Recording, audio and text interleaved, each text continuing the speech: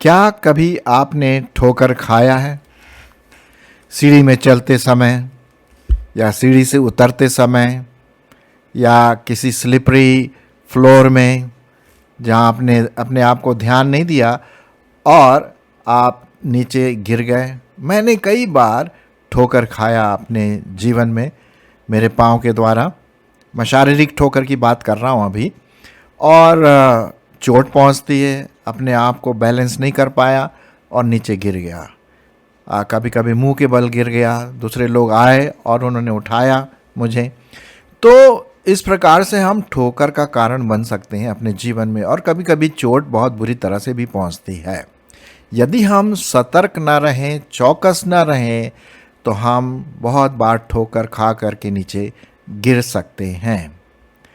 आज मैं शारीरिक ठोकर की बात तो नहीं कर रहा हूं, लेकिन एक आत्मिक ठोकर की बात कर रहा हूं कि हम आत्मिक रीति से अपने आप में गिर सकते हैं, दूसरों के लिए ठोकर का कारण बन सकते हैं। दूसरे हमें शायद सोचते हैं कि बहुत अच्छा व्यक्ति है, ये अच्छी बहन है, अच्छा भाई है, लेकिन अपने जीवन में मैं जानता हूं कि मैं कौन हूं। आप अपने जीवन के बारे में जानते हैं, और बाइबल ये कहती है कि हमें ठोकर का कारण बिल्कुल भी नहीं बनना चाहिए, और ना हमें पाप में गिरना है।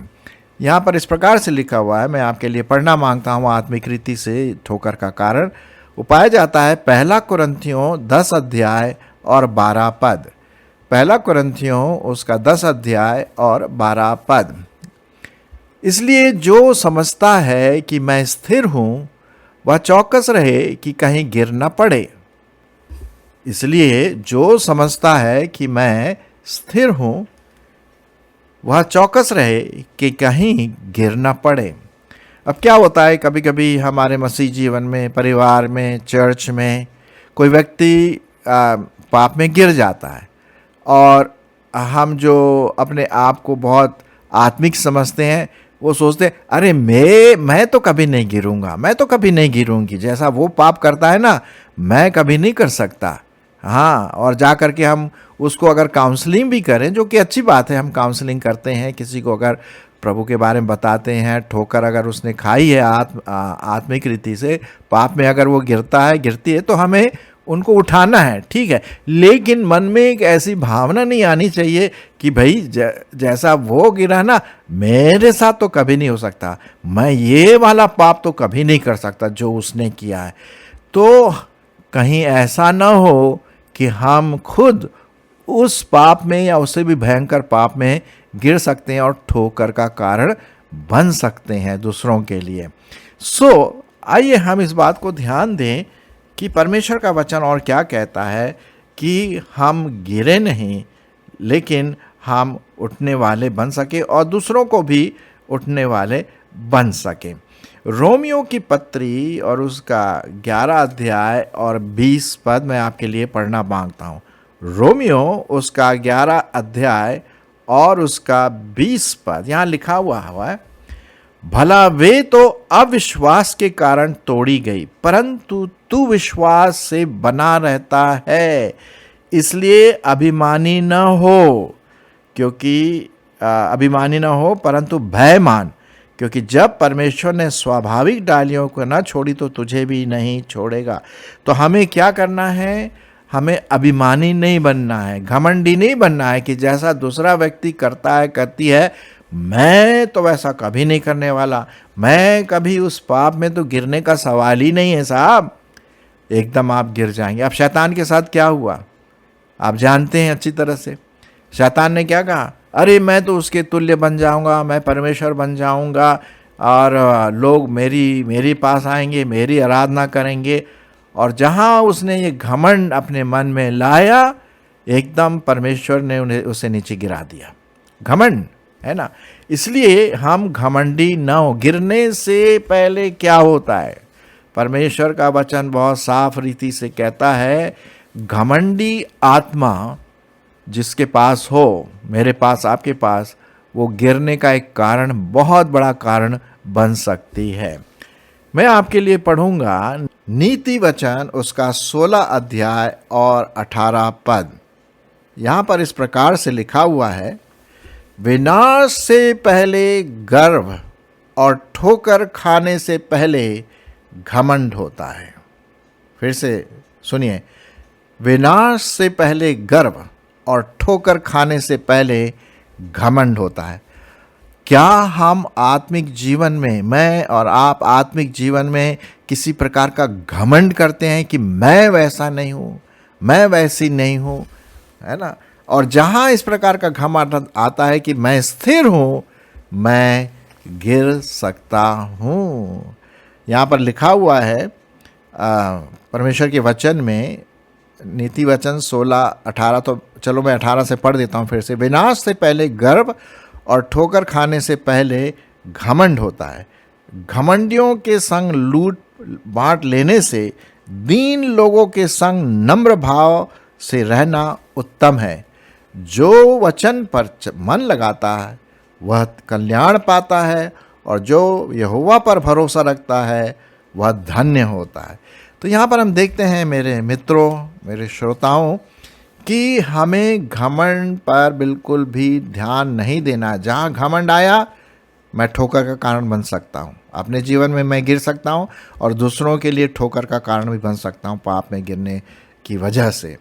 अब उदाहरण के लिए एक व्यक्ति को ले लीजिए, और आप उस व्यक्ति को जानते हैं बाइबल में, जो गिर गया, जो अपने आप को बहुत सोचा कि मैं बहुत अच्छा हूं, मैं तो कभी गिर नहीं सकता, मैं तो पाप में हो ही नहीं सकता।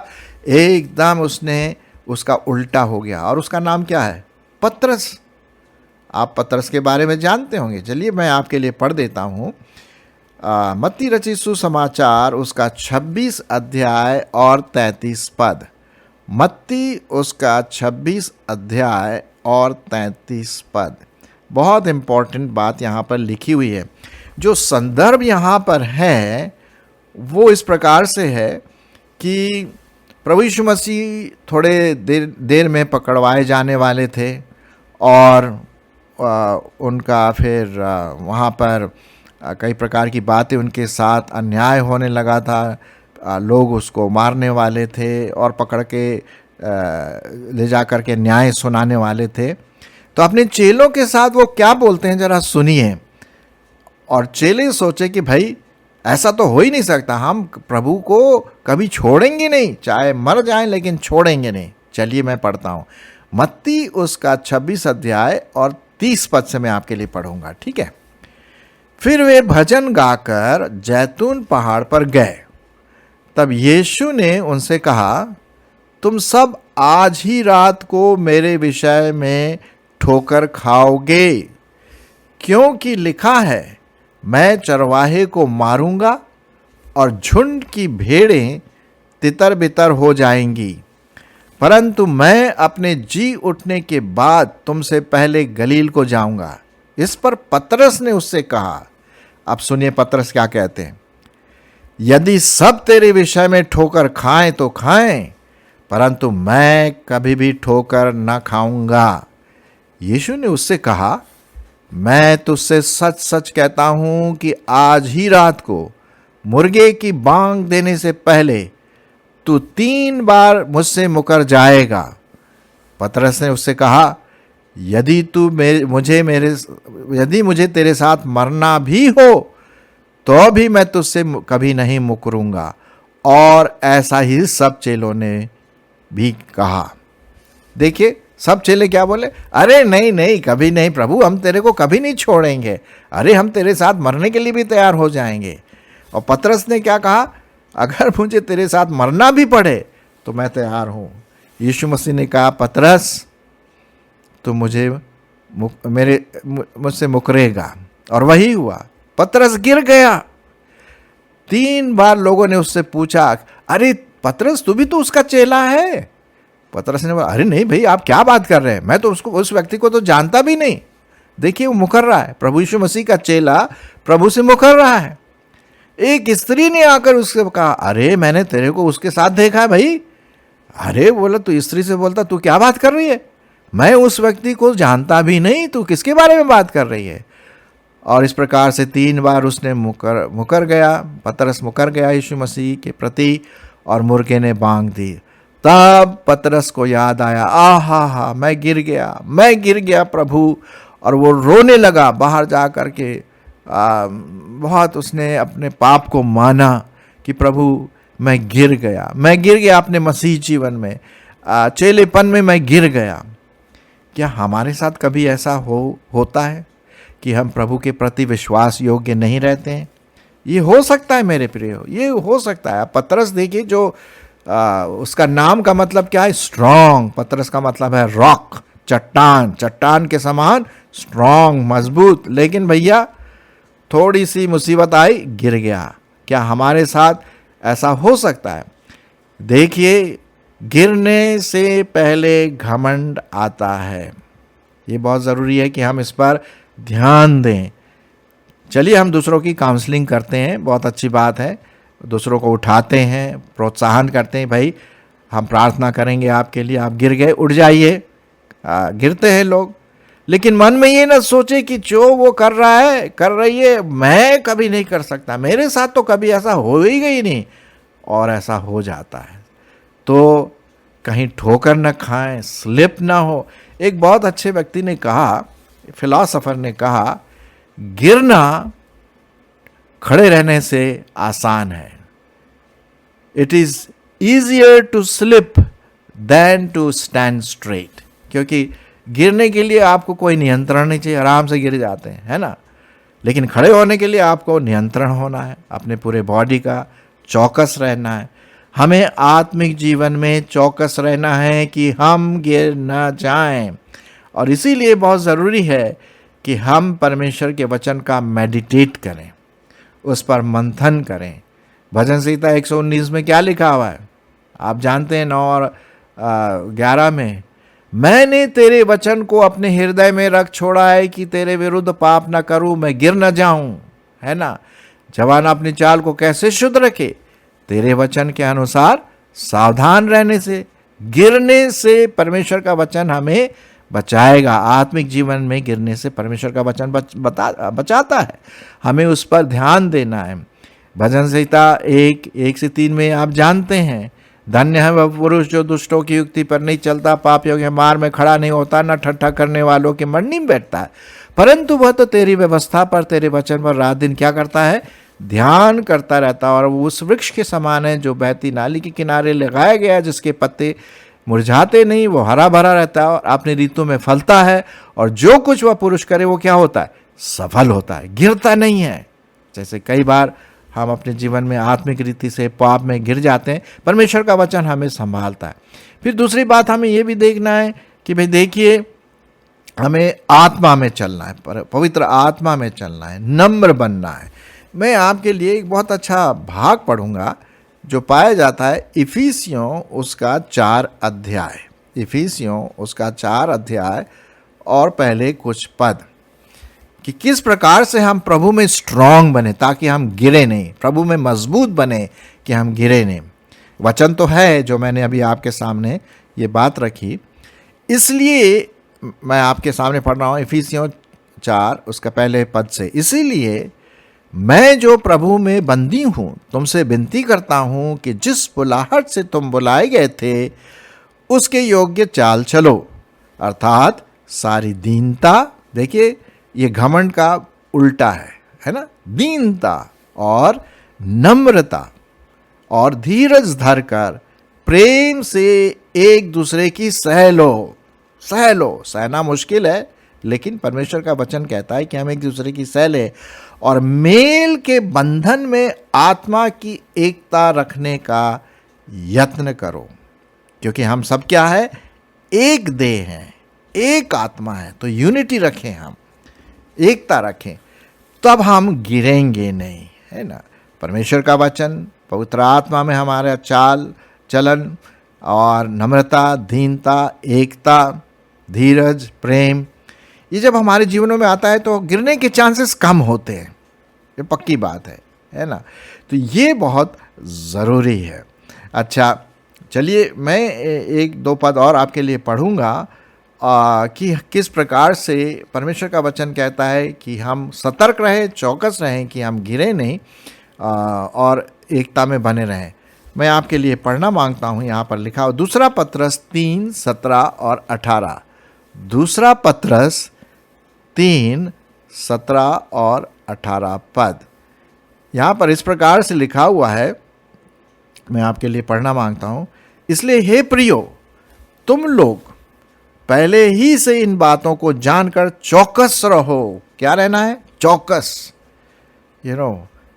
ऑलवेज ये देखना है कि कहीं मैं गिर न जाऊं, पाप में गिर न जाऊं, दूसरों के लिए ठोकर का कारण न बनूं। चौकस रहो ताकि अधर्मियों के भ्रम में फंसकर अपनी स्थिरता को हाथ से कहीं खोने न दो। अपनी स्थिरता को, मेरे पांव उस चट्टान पर, उस वचन पर, उस प्रभु यीशु मसीह पर लगे रहें। अगर मैंने अपना पांव कहीं और दूसरी जगह पर रख दिया पाप की दशा में, तो मैं तो गिर जाऊंगा। तो लिखा हुआ है, अधर्मियों के भ्रम में फंसकर अपनी स्थिरता को कहीं हाथ से खो न दो। ये हमें ध्यान में रखना है। पर हमारे प्रभु और उद्धारकर्ता यीशु मसीह के अनुग्रह और पहचान में बढ़ते जाओ। उसी की महिमा अब भी हो और युगान युग होती रहे। आमीन। सो परमेश्वर का वचन बहुत साफ रीति से कहता है कि हम प्रभु यीशु मसीह में स्थिर बने रहें, और मैंने आपको कैसे बताया कि हम कैसे स्थिर रह सकते हैं। ठीक है, तो ये बहुत इम्पॉर्टेंट बात है कि हम होशियार रहें, चौकस रहें कि कहीं हम आत्मिक जीवन में दूसरों के लिए ठोकर का कारण न बने और खुद भी पाप में ना गिरे। भजन संहिता का लिखने वाला जो था दाऊद, वो गिर गया। आप जानते हैं अच्छी तरह से, परमेश्वर का जन था, राजा था, उसमें बहुत खूबी थी। परमेश्वर ने उसको अपने कार्य के लिए चुना, राजा दिया, लेकिन वो गिर गया, पाप में गिर गया, है ना। वो एक प्रकार से व्यभिचार में गिर गया, हत्यारा भी बन गया, क्योंकि एक पाप दूसरे पाप को ले जाता है। इसलिए धीरे धीरे जो गिर जाता है ना, वो वहाँ पर प्रॉब्लम हो जाती है। एक स्टेप लिया, फिर दूसरा स्टेप लिया, तीसरा स्टेप लिया, और हम पाप में गिर जाते हैं। स्थिर रहें, स्थिर रहें, कहीं ऐसा ना हो कि हम फिसल जाएं। और वही डेविड, वही दाऊद फिर भजन संहिता 51 भी लिखता है कि अपने आप को परमेश्वर के सामने रखता है, रोता है, गिड़गिड़ाता है, प्रभु तू मेरे पाप को क्षमा कर। अगर हम गिर जाते हैं तो परमेश्वर से माफ़ी मांगे, जैसे दाऊद ने किया। खैर मैं उस भाग को तो नहीं पढ़ूंगा, लेकिन एक प्रेयर जो दाऊद करता है वो मैं आपके लिए पढ़ूंगा। पाया जाता है भजन संहिता उसका 5 अध्याय, भजन संहिता और उसका 5 अध्याय आपके लिए पढ़ूंगा। एक प्रकार का प्रार्थना, एक प्रकार की आवाज़, एक प्रकार का गिड़गिड़ाना प्रभु के सामने दाऊद लाता है, और वो आपके लिए और मेरे लिए है। हे यहोवा, मेरे वचनों पर कान लगा, मेरे ध्यान करने की ओर मन लगा। हे मेरे राजा, हे मेरे परमेश्वर, मेरी दुहाई पर ध्यान दे, क्योंकि मैं तुझी से प्रार्थना करता हूँ। हे यहोवा, भोर को मेरी वाणी तुझे सुनाई देगी। मैं भोर को प्रार्थना करके तेरी बाट जोहूँगा, क्योंकि तू ऐसा ईश्वर नहीं जो दुष्टता से प्रसन्न हो। बुराई तेरे साथ नहीं रह सकती, घमंडी तेरे सम्मुख खड़े होने न पाएंगे। तुझे सब अनर्थकारियों से घृणा है। तू उनको जो झूठ बोलते हैं नाश करेगा। यहोवा तो हत्यारे और छली मनुष्य से घृणा करता है, परंतु मैं तेरी अपार करुणा के कारण तेरे भवन में आऊँगा। मैं तेरा भय मानकर तेरे पवित्र मंदिर की ओर दंडवत करूँगा। हे यहोवा, मेरे शत्रुओं के कारण अपने धर्म के मार्ग में मेरी अगुवाई कर। मेरे आगे आगे अपने सीधे मार्ग को दिखा, क्योंकि उनके मुंह में कोई सच्चाई नहीं, उनके मन में बस निरी दुष्टता है, दुष्टता। उनका गला खुली हुई कब्र है, वे अपने जीभ से चिकनी चुपड़ी बातें करते हैं। हे परमेश्वर, तू उनको दोषी ठहरा, वे अपनी ही युक्तियों से आप ही गिर जाएं।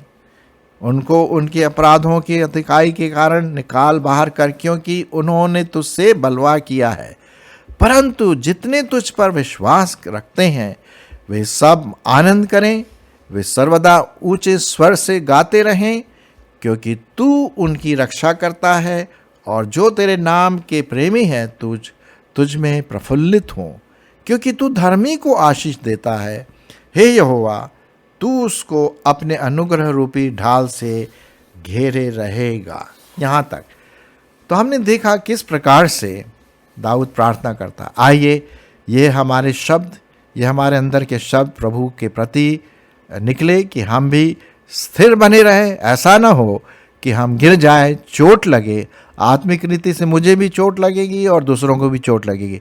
सो हम स्थिर रहें और कभी ना सोचे कि मैं घमंड के कारण सोचूं कि मैं कभी नहीं गिरूंगा, मैं कभी नहीं गिरूंगी। प्रियो, होशियार रहें, पवित्र आत्मा में चलें, परमेश्वर के वचन पर मनन करें, नम्रता दीनता की ओर ध्यान दें, तो ये चीज़ें हमें गिरने से बचाएंगी, ताकि हम किसी के लिए ठोकर का कारण न बने। परमेश्वर हमारी, मेरी और आपकी इसमें अगुवाई करे। आमीन।